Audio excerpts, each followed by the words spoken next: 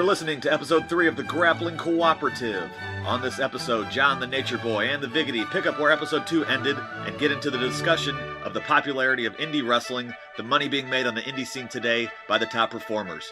The Grappling Cooperative is a comedy suplex production. If you would like to support our show, we have a PayPal donate option where you can make a one-time donation or become a patron at patreon.com/comedysuplex. And for $1.99 a month, you can get extended commercial-free editions of our show, plus exclusive bonus content.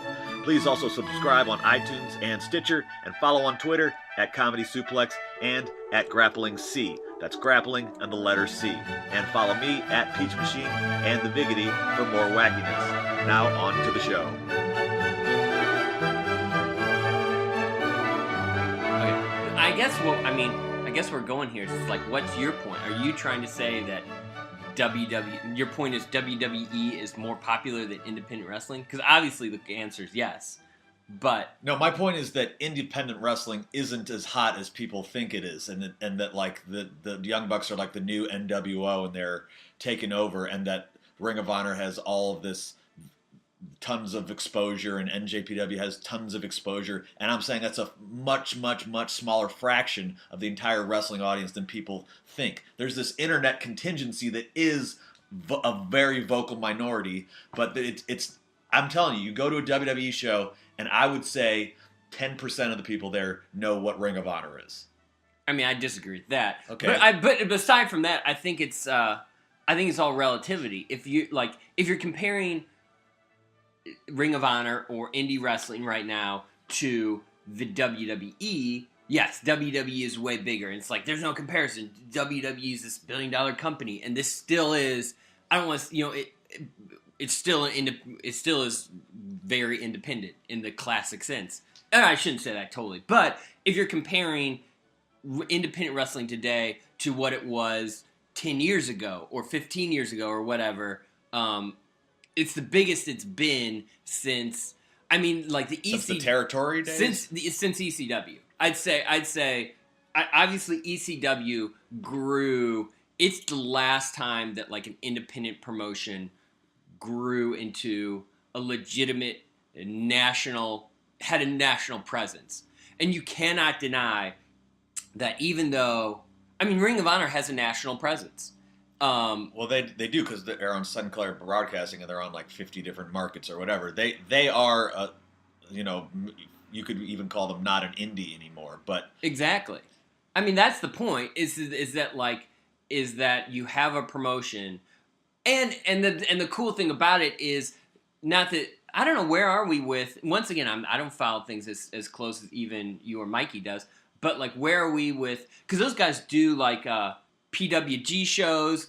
So the point is, those guys do, like they're not just Ring of Honor. They go over to Japan. They wrestle over in New Japan. So I think the reason that people attribute it to the whole indie scene is because you have these indie stars that are really Ring of Honor wrestlers. But it's not just like, oh, there's just Ring of Honor. They're like on the, there is somewhat of a, they're on the indie scene all over the place. Yeah. And so the indie scene is building these stars. There are stars now, like Cody Rhodes, the Young Bucks, Kenny Omega are undeniably, they're not biggest stars as WWE stars, but they're not Big Bad Ben. They're not, Ron, they're not like local, and obviously there's been, those guys are the lowest of the low, but in many ways, more ways than one. But they're not just like, there's not just like local promotions that like we're pretending to be WWE, like we're play acting pro wrestlers. They're legit. It's a legitimate career for guys who aren't in the WWE. They're making money. They're making not only just a living. They're not just scraping by. They're making good, and they are making good money. How much? This was a debate Mike and I had. How much money do you think the Young Bucks, not combined, each buck made in 1 year? How much do you think they each made? I mean, to me, it's like if you're working on the indies and. Even if, and Grant, we're assuming they're the top earner. Right. Maybe Kenny Omega's making more. Guys who are like super juiced in New Japan, I think could be making more. Kenny Omega could be making more. I mean, all those. But as far as guys who are like, all right, how much do you think they're making? Give me that. I'm getting there. No, I'm you're getting not. there. I'm thinking about it. All right, And that's how I think. I Okay. spew diarrhea out of my mouth. All right, That's my process. And we're including the Hot Topic T-shirts. That is my question. Yes. Because obviously do you think, because just generic Bullet Club shirts, who gets that money, by the way? I don't know. Like, because they're obviously like, Young Bucks Bullet Club shirts, and Kenny Omega probably Bullet Club shirts, and Cody Rhodes Bullet Club shirts. But if it's just like a Bullet Club, do those guys whoever's officially in the group, do they split that money? They have a clubhouse Bernard, meeting? the business bear, Yeah, exactly. I don't know. I heard they have a treehouse they meet in every chop up the loot. Just any one of those guys. What did they make in a calendar year? I would guess low six figures. Between 3, 4. I would be surprised if they got 400,000 or over. I would be very surprised if they got under 200,000. So I think somewhere in that range. I think you're in the ballpark. I think it's 300 to 500,000, somewhere in that range, including all the merchandise. I can't say for sure. I don't know what New Japan pays. Obviously, I don't know what. How many guys are doing that? Right. Cody Rhodes, the Young Bucks, maybe Omega. a dozen. Maybe a dozen, and then even who else? The best guy, Marty Scurll, Will Ospreay. Yeah. Who's the submission?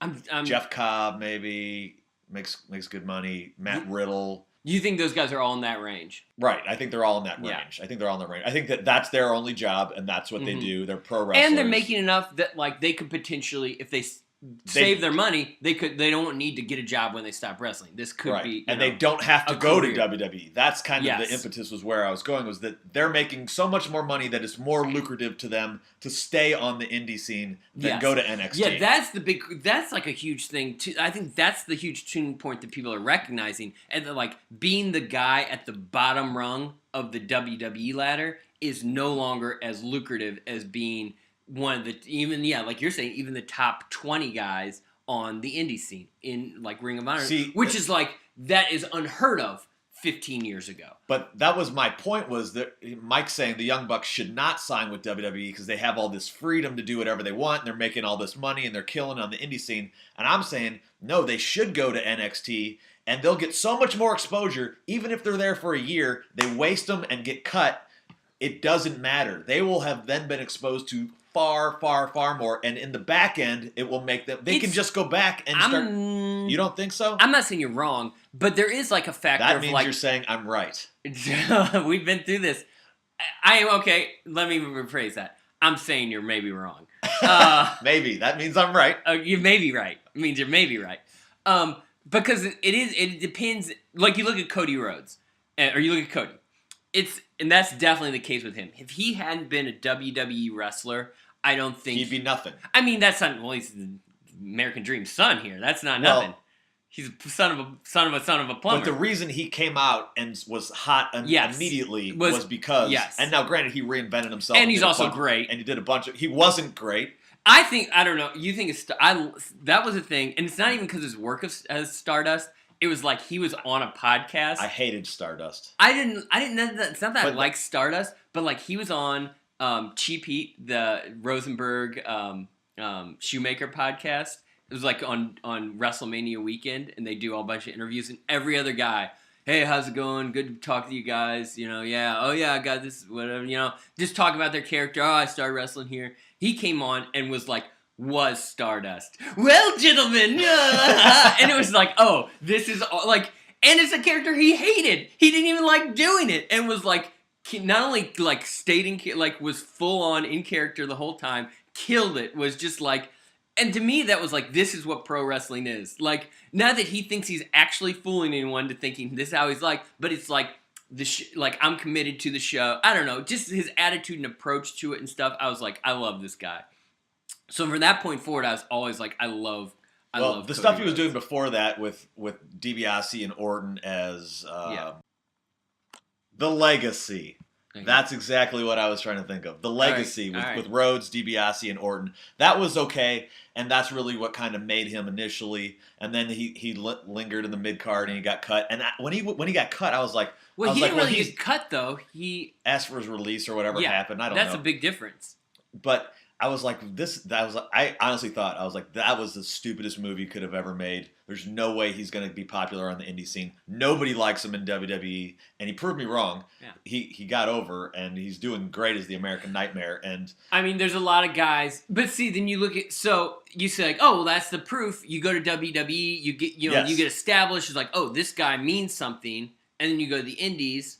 And I think there's other examples of guys like that. I think, some of our people we know, I think even could be examples of like coming out of the organization. But then you got guys like Ryback, where it's like, well, Ryback came out and was like, I need $5,000 a match. Yeah, I mean, he dug his own grave in certain ways too. But I do think, here's my point about the Young Bucks also, is like the reason people like the Young Bucks so much is it's like everything else, they feel like, oh, like, you think you're a wrestling fan because you like WWE. I like real wrestling. It's this, like, the underground kind of like, it's cool because people don't know about it to some degree.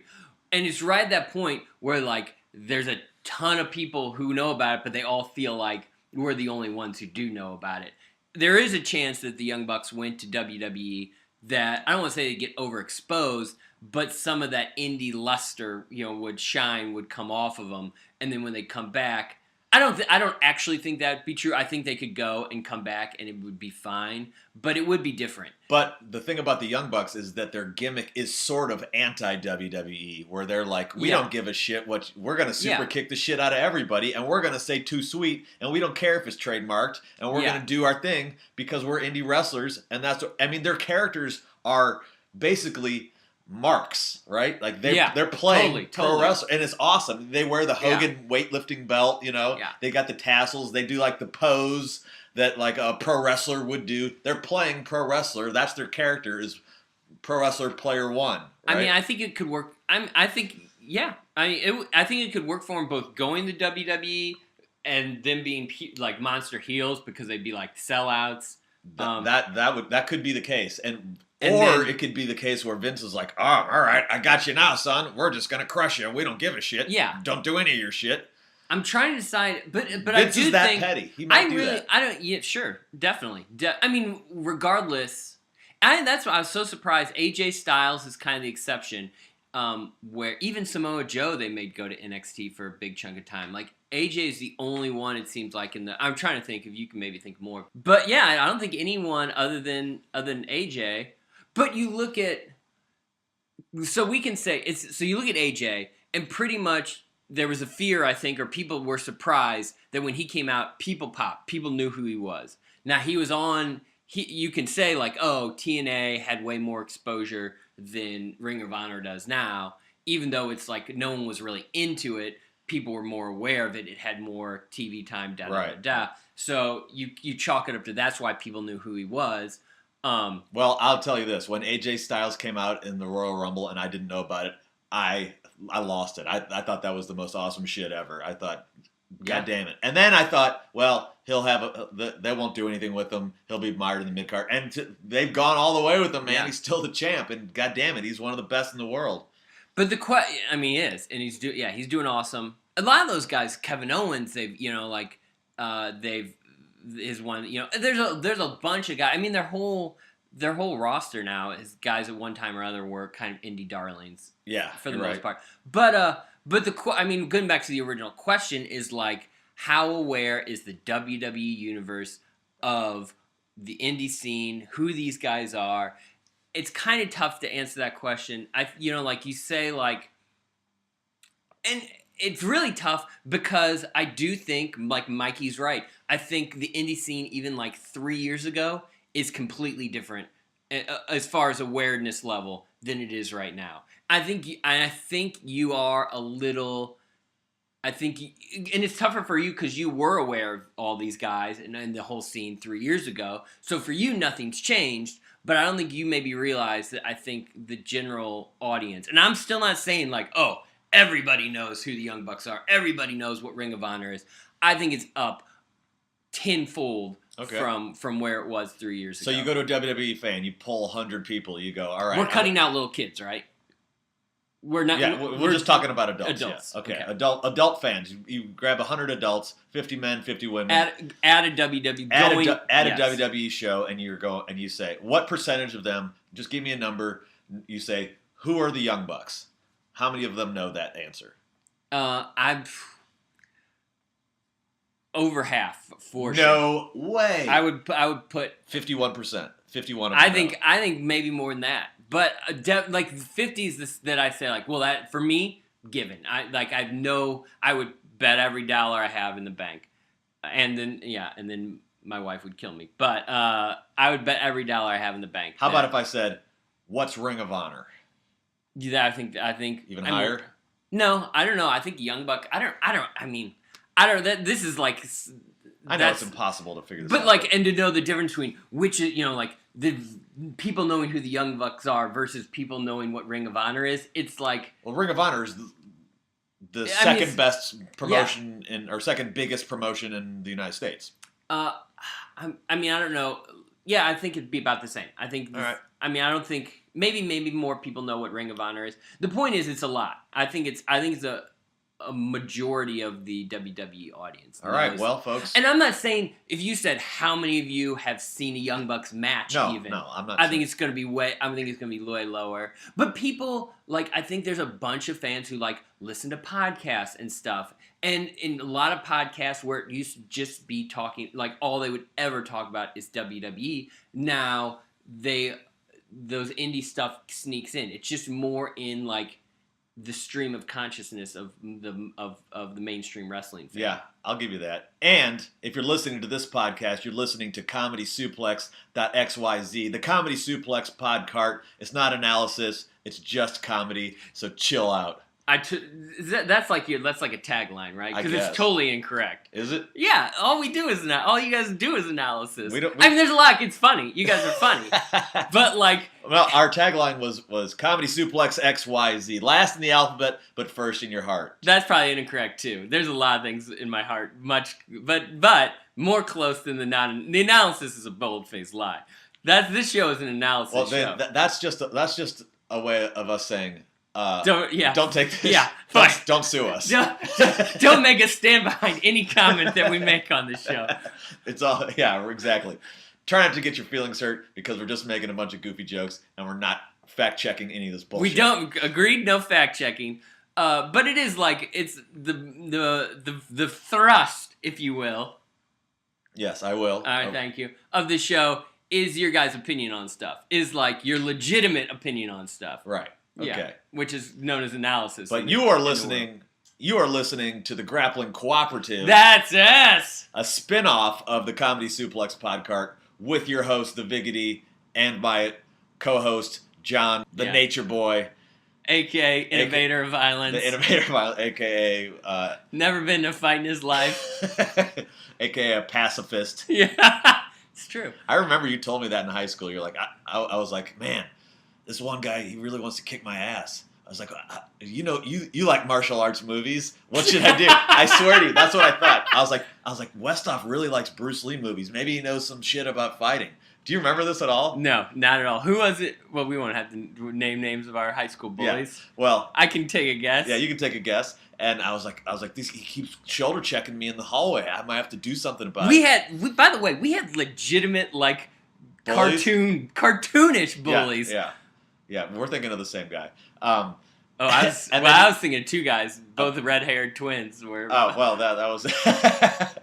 There's two sets of those. Not the sensitive and tough one. Funny that I actually became friends with one of them at our 20th anniversary. The dickhead twins? Yeah, and one of them gave me their number and said, "Hey, I live in Florida. Come on down." Oh, really? And are you boys with him now? I mean, I haven't gone over to his house yet. But whenever I've seen him out and about, they've always been super cool to me. Yeah. But anyway, yeah, you said in high school, you said, "I don't know anything about fighting. I'm a pacifist," and I was like. I don't know what that word is. I'm in 10th grade. I'm maybe less of a pacifist than I used to be. I still wouldn't get in I don't know. Anyway. In high school I was full blown believe if someone wants to fight me, my approach would have been why do you want to fight? What let's talk about this. Let me buy you a cup of tea. Yeah. I can't believe I would have kicked your ass for offering to buy me a cup of tea. For the most part, well, hey, it's comedy done. A little chamomile, well, put you right to sleep. And when he's passed out, boom! Drop a bow on him. Get him drowsy. Yeah. So what are we going to do right here? We're going to watch NXT TakeOver from Chicago. Oh, wait, should we wrap up? This is what we're going to do on the next show. On the next show, we're going to watch NXT TakeOver from Chicago, and we're going to give you the audio while we're watching. It's not going to be a live play-by-play, but it'll be us commentating on the matches. So thank you for listening to the Grappling Cooperative episode, possibly 2. This will probably be 2 episodes because it's very long. So thank you, John, and sure. Thanks for having me. Yeah. This is fun. Hope I end it with our tagline. I would. Oh, comedy suplex, A to Z. Get your car fixed and That's exactly right. clang clang, clatter clatter. We got 2 words for you. Who cares? Cut out that car stuff. Thank you for listening. For more Grappling Cooperative episodes, you can check out SoundCloud and search Grappling Cooperative, or you can go to patreon.com/Comedy Suplex and check out episodes 1, 2, and 3. Will all be up there for free.